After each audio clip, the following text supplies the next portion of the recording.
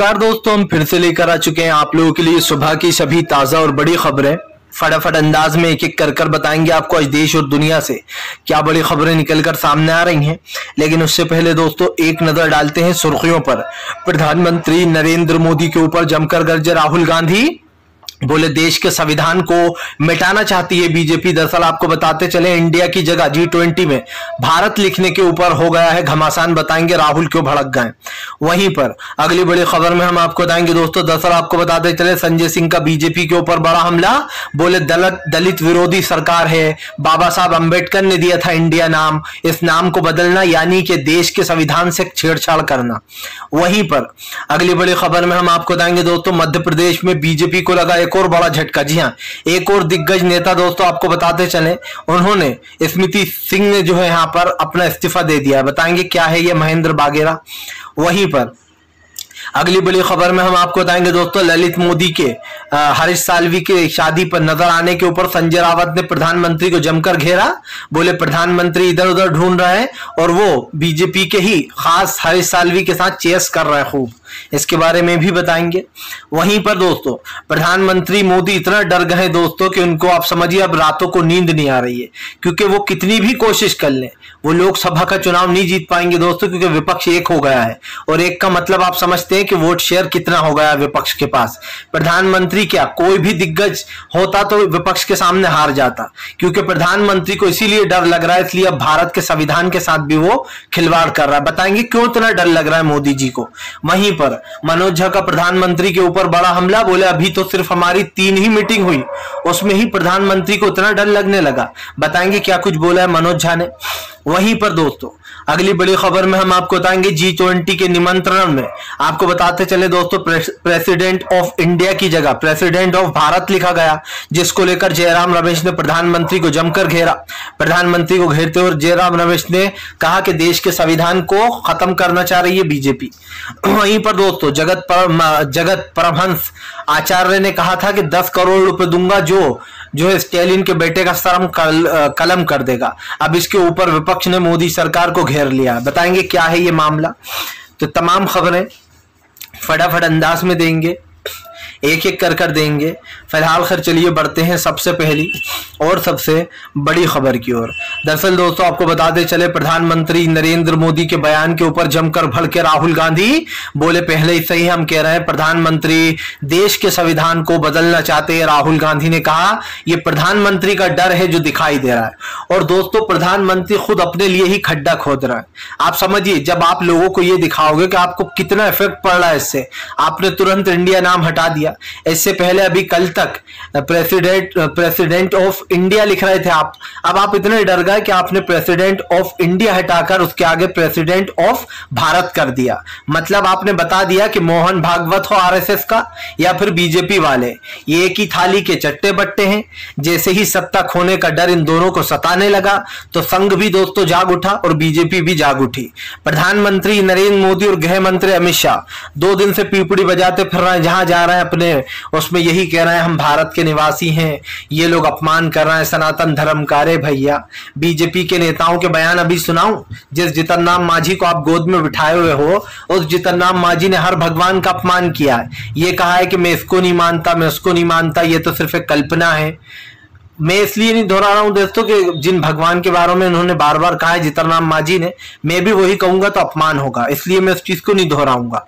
लेकिन दोस्तों कल तक जिस चीज पर आप G20 पर आप जो है लिख रहे थे प्रेसिडेंट ऑफ जो है इंडिया, आज अचानक से आपने जो है जैसे ही राष्ट्रपति को वो भेजा निमंत्रण खाने का, उसमें आपने तुरंत लिख दिया प्रेसिडेंट ऑफ भारत। वाह भैया, कल तक तो आप इंडिया लिख रहे थे। मतलब भारत की बैठक से, इंडिया की बैठक से इतनी ज्यादा जो है दोस्तों डर लगने लगा कि बीजेपी जो है यहाँ पर पूरी तरीके से हैरान हो गई है। इससे साफ दिखाई देता है कि प्रधानमंत्री दोस्तों इस देश के एक ऐसे प्रधानमंत्री हैं जो कहीं ना कहीं दोस्तों डर के साए में जी रहा है। फिलहाल चलिए बढ़ते हैं एक और अगली बिग ब्रेकिंग की तरफ। बता दोस्तों अगली जो बड़ी खबर निकल कर आ रही है आपको बताते चले दोस्तों, प्रधानमंत्री नरेंद्र मोदी के ऊपर गरजे संजय सिंह, बोले बीजेपी है दलित विरोधी सरकार, ये दलितों के खिलाफ है। दरअसल दोस्तों बाबा साहब अंबेडकर भी एक दलित समाज से थे और बाबा साहब अंबेडकर ने जो कारनामा किया था वो सबने देखा, कैसे उन्होंने देश का संविधान लिखा, कैसे वो पढ़ लिख कर बड़े इंसान बने दोस्तों, और उन्होंने लोगों की सोच बदली।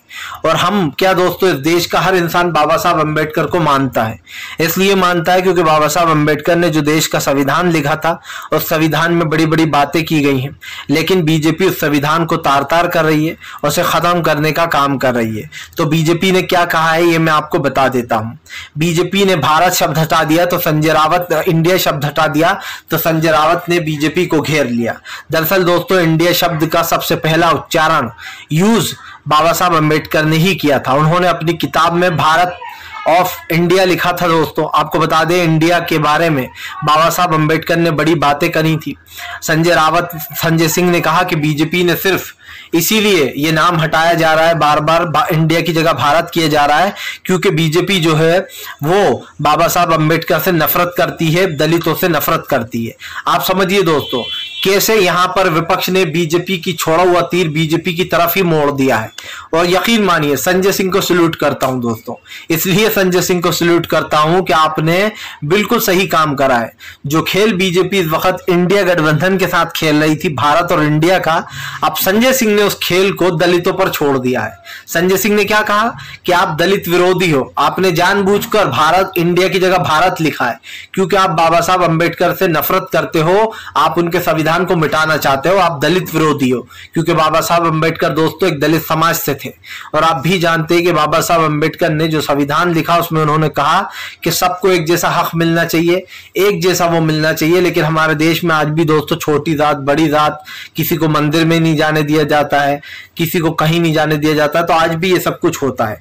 यही कारण है दोस्तों जो संजय सिंह ने बीजेपी का छोड़ा हुआ तीर बीजेपी की तरफ ही मोड़ दिया। और मैं ये मानता हूं कि भारतीय जनता पार्टी को शर्म आना चाहिए कि वो अब इंडिया गठबंधन से इतना डर गई है कि वो इंडिया की जगह हर चीज पर भारत लिख रही है। अभी 2 दिन पहले मोहन भागवत ने, पता होगा आपको क्या कहा था, मोहन भागवत ने कहा था कि अब भारत कहने की आदत डाल लो। वहां मोहन भागवत।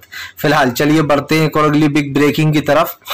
बताया दोस्तों अगली जो बड़ी खबर निकल कर आ रही है, मध्य प्रदेश में बीजेपी के साथ कमलनाथ ने फिर कर दिया खेल। बीजेपी के बड़े नेता दोस्तों महेंद्र बागेरी भी हुए कांग्रेस में शामिल। दोस्तों कर्नाटक में जो माहौल था वो हूबहू माहौल दोस्तों अब जो है वो मध्य प्रदेश में दिखाई दे रहा है। जो कांग्रेस में खेल हुआ था दोस्तों, जो कर्नाटक में खेल हुआ बीजेपी के साथ, अब वही मध्य प्रदेश में भी हो रहा है और इस बात को झुटलाया नहीं जा सकता है दोस्तों। बीजेपी एक ऐसी सरकार है दोस्तों जिसका असली चेहरा लोगों के सामने है और ये बताने की जरूरत भी नहीं है कि प्रधानमंत्री से लेकर बीजेपी के नेताओं में कितना डर चल रहा है, क्योंकि 4 राज्यों के चुनाव में बीजेपी बुरी तरीके से हार रही है। आपको बता दें अब मध्य प्रदेश में बीजेपी के बड़े दिग्गज नेता माने जाते हैं महेंद्र बागेरा, उन्होंने बीजेपी को छोड़ दिया है। आपको बताते चले बीजेपी को कमलनाथ ने एक और झटका दे दिया है।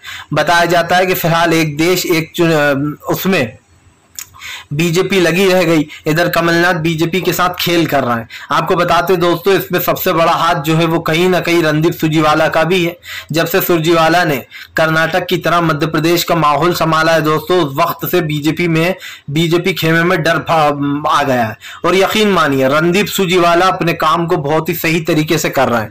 कर्नाटक में भी दोस्तों रणदीप सुरजेवाला और जो है यहाँ पर कांग्रेस के दिग्गज नेता थे, यहाँ पर भी मनु गोलू, रणदीप सुरजेवाला, इन सबको जिम्मेदारी सौंपी गई है मध्य प्रदेश की, जिसका मतलब आप अच्छे समझ सकते हैं दोस्तों कि मध्य प्रदेश में भी बीजेपी जाने वाली है, कांग्रेस सत्ता में आने वाली है। इसका साफ परिणाम देखने को हमें मिल गया है, क्योंकि मध्य प्रदेश में भी वही हो रहा है जो कांग्रेस ने कर्नाटक में किया था और बीजेपी के कई बड़े दिग्गज नेता दोस्तों आ गए हैं अब खेमे में। फिलहाल चलिए बढ़ते हैं एक और अगली बिग ब्रेकिंग की तरफ। बता दोस्तों अगली जो बड़ी खबर निकल कर आ रही है, संजय रावत का प्रधानमंत्री के ऊपर बड़ा हमला। बोले जिस ललित मोदी को आप ढूंढते फिर रहे हैं वो तो आपके ही कमेटी में शामिल किए गए। आप समझिए मैं कमेटी का नाम क्यों ले रहा हूं, आगे बताऊंगा। क्या कहा संजय रावत ने कि जिसको आप ढूंढते फिर रहे हैं जगह जगह, उसके साथ तो आपके ही अपने लोग चेस करते फिर रहे ललित मोदी के साथ। दरअसल दोस्तों मामला था हरीश साल्वी की शादी का। हरीश साल्वी जिन्होंने तीसरी शादी की है बुढ़ापे में दोस्तों, तीसरी शादी करने के बाद भी इनको सुकून नहीं है। अब इनकी पार्टी में कौन शामिल हुआ दोस्तों? इनकी पार्टी में शामिल हुए दोस्तों ललित मोदी। ललित मोदी कौन है? जिसके ऊपर दोस्तों आईपीएल में घोटाले के आरोप लगे थे 2010 में, यानी कि जब कांग्रेस की सरकार थी, वरना बीजेपी तो आरोप भी नहीं लगने देती, मुझे पक्का यकीन है। ललित मोदी के ऊपर आरोप लगे कि इन्होंने 425 करोड़ का जो घोटाला हुआ है उसमें से 125 करोड़ अपने अंडर कर लिए और घोटाला कर दिया, जिसके बाद सुप्रीम कोर्ट में मामला चला और उसके बाद ललित मोदी फरार हो गए, भग गए बीजेपी की मदद से सरकार आने के बाद। अब सवाल ये उठता है दोस्तों कि जिसको प्रधानमंत्री कह रहे थे कि मैं एक एक का गिरबान पकड़ के लाऊंगा, देश का पैसा देश में लाऊंगा, बड़ी बड़ी बातें कर रहे थे, उस पर संजय रावत ने प्रधानमंत्री को घेर लिया। संजय रावत ने कहा कि प्रधानमंत्री कृपया बताने की कोशिश करें कि जो पैसा जिसको ललित मोदी जिसको आप ढूंढ रहे हैं वो आपके ही जनरल अटारी दोस्तों, आप समझिए हरीश रावत, जिनको अभी, अब मैं बताता हूं कि मैं किस कमेटी की बात कर रहा था, जिसको अभी दोस्तों कमेटी में शामिल किया गया है। कौन सी कमेटी में? वन नेशन वन इलेक्शन वाली कमेटी में। वो बंदा ललित मोदी के साथ आराम से घूम रहा है। अब भी आप यही कहोगे कि मैं तो ललित मोदी से जानता नहीं हूं, हमें तो कुछ खबर नहीं है। अब इतना बेवकूफ भी जनता को मत समझिए कि आपके अपने लोग जो है उनके साथ चेयर्स कर रहा है और आप जो है जनता को बेवकूफ बनाने का काम कर रहा हो। चलिए बढ़ते हैं एक और अगली बिग ब्रेकिंग की तरफ। बता दोस्तों अगली जो बड़ी खबर निकल कर आ रही, शरद पवार का प्रधानमंत्री नरेंद्र मोदी के ऊपर बड़ा हमला। जलगांव से बोले शरद पवार, इंडिया नाम हटाने का हक किसी को भी नहीं, संविधान से कोई भी नाम नहीं हटा सकता दोस्तों, हटा ही नहीं सकता है। ये आर्टिकल 165 में साफ मेंशन है कि आप संविधान के नाम को छेड़ भी नहीं सकते हो, क्योंकि ये कोई ऐसी वैसी चीज तो है नहीं दोस्तों जिसको हटा दिया जाए। आपको बताते चले बीजेपी संविधान को बदलना चाह रही है। बार बार नीतीश कुमार कह रहा है कि बीजेपी देश के जो इतिहास है उसको बदलने की कोशिश कर रही है, और आज वो नीतीश कुमार की बात मुझे सही साबित हो रही है। शरद पवार ने बीजेपी को ललकारते हुए कहा कि जो प्रेसिडेंट ऑफ इंडिया की जगह जो प्रेसिडेंट ऑफ भारत लिखा गया है G20 निमंत्रण पर, जो कि दोस्तों राष्ट्रपति को भेजा गया है, उसमें इंडिया की जगह आखिरी में भारत लिख दिया। अब इसको लेकर आपको बता दें, इससे पहले यही लिखा जाता था कि जो है यहाँ पर प्रेसिडेंट ऑफ इंडिया, लेकिन अब प्रेसिडेंट ऑफ भारत कर दिया है। इसको लेकर जमकर घेरा जो है यहाँ पर शरद पवार ने कहा कि अगर बीजेपी सोच रही है कि वो संविधान से इंडिया नाम हटा देगी तो वो बहुत बड़ी गलतफहमी में, क्योंकि आर्टिकल 165 में साफ को लिखा हुआ है कि आप जो है दोस्तों देश के संविधान से नाम को नहीं हटा सकते हो, क्योंकि ये नाम किसी एरा गैर लिखा नहीं है। संविधान जिसने लिखा था बाबा साहब अम्बेडकर ने, उन्होंने इस नाम को दिया था। आप उनके नाम को हटाना चाहते हो और ऐसा हो नहीं सकता है। आपको बताते चले यहाँ पर शरद पवार ने सीधा सीधा कहा कि अगर देश के संविधान से नाम हटाने की कोशिश की गई तो ये बर्दाश्त नहीं किया जाएगा। दोस्तों बीजेपी सिर्फ भारत गठबंधन, इंडिया गठबंधन से डरी हुई है। जिस दिन से नाम इंडिया दिया गया गठबंधन को, उस दिन से बीजेपी के नेता दोस्तों अपने ट्विटर से इंडिया नाम हटा रहे हैं, भारत लिख रहा है। क्या इतने लोग बेवकूफ है? क्या उन्हें दिखेगा नहीं कि आप लोग जैसे ही इंडिया नाम का गठबंधन बना तो आप इंडिया हटाकर भारत लिख रहा हो अपने ट्विटर हैंडल अकाउंटों पर और तमाम जगहों पर। अब आप इतने आगे बढ़ गए कि आपने संविधान से ही इंडिया हटाना शुरू कर दिया है। ये नहीं हो सकता, कभी नहीं होगा, बीजेपी कितनी कोशिश कर ले दोस्तों।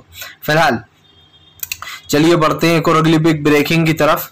बता दोस्तों अगली जो बड़ी खबर निकल कर आ रही है, आपको बताते चले दोस्तों, प्रधानमंत्री नरेंद्र मोदी के ऊपर गरजे दो है नीतीश कुमार के मंत्री ने बीजेपी को याद दिलाया और उत्तर प्रदेश की सरकार को लपेट लिया।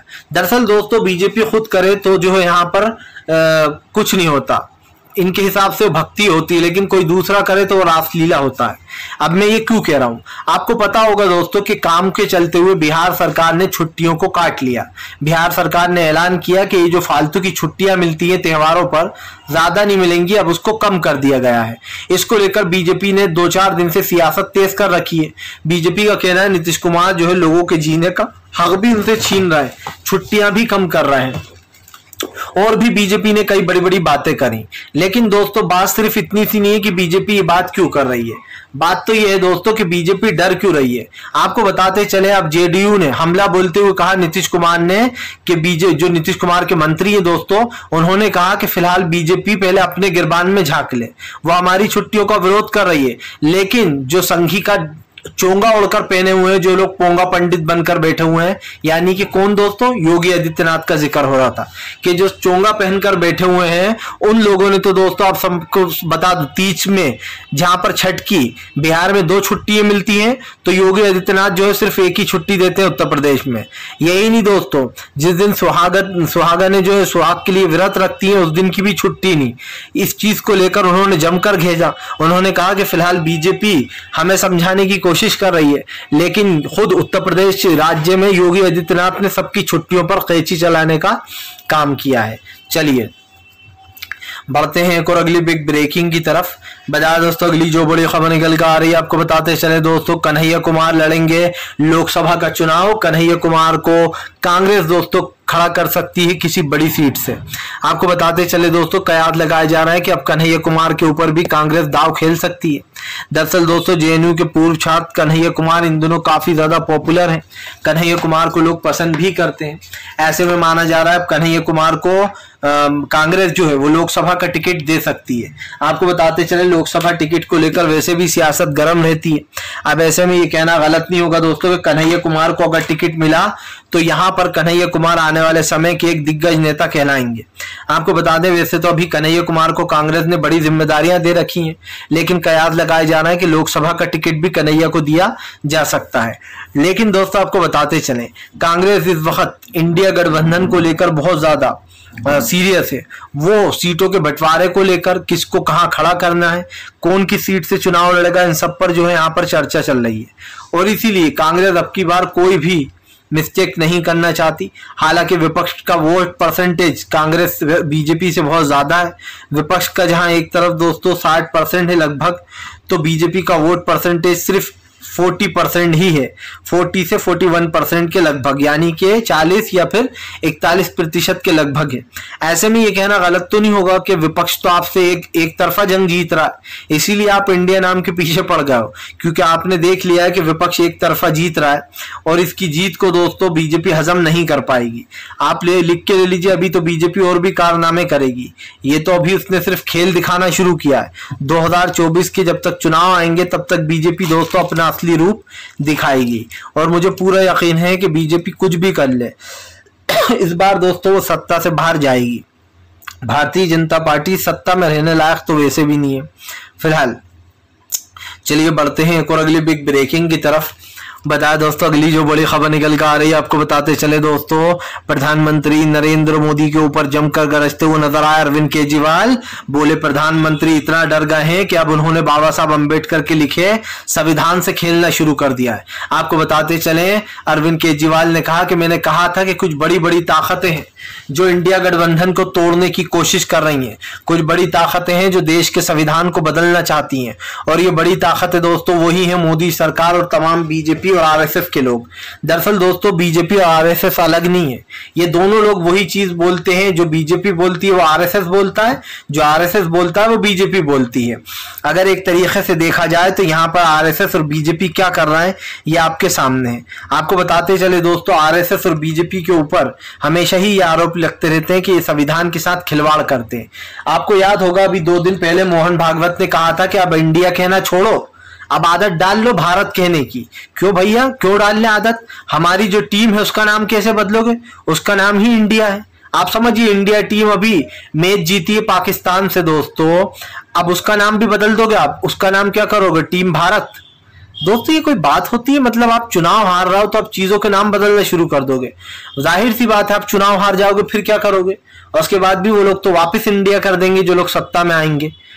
मतलब इतना डर भी ठीक नहीं। आप दूसरों को कोसते हो कि मैंने सुना कल गृह मंत्री अमित शाह अपने एक बयान में कह रहे थे लोग इतना डर गए कि अब सनातन धर्म का मजाक बनाने लगे हैं, उसके लिए हर हदें पार कर रहे हैं इन्हें सत्ता में आना है तो। लेकिन आप समझिए खुद क्या कर रहे हैं, खुद सत्ता में आने के लिए प्रभु जय श्री राम का नारा लगाते हैं, जबकि जय श्री राम का नारा एक बहुत पावन नारा है दोस्तों, ये प्यार का प्रतीक माना जाता है। लेकिन लोग आजकल लोगों को पीटते हुए जय श्री राम का नारा लगा देते हैं, हिंदू मुसलमान की नफरत फैलाते हैं जब जय श्री राम का नारा लगाते हैं। जय श्री राम मुस्लिमों से नफरत नहीं करते थे श्री राम, और ना ही उन्होंने कभी दोस्तों ऐसी नफरत की भाषा का यूज किया है। ये तो सिर्फ बीजेपी के लोग हैं जो नफरत फैलाने में लगे हैं। फिलहाल अगर आपको मेरी बात समझ में आए तो इस वीडियो को लाइक कीजिए, चैनल पर पहली बार आए सब्सक्राइब कर लीजिए।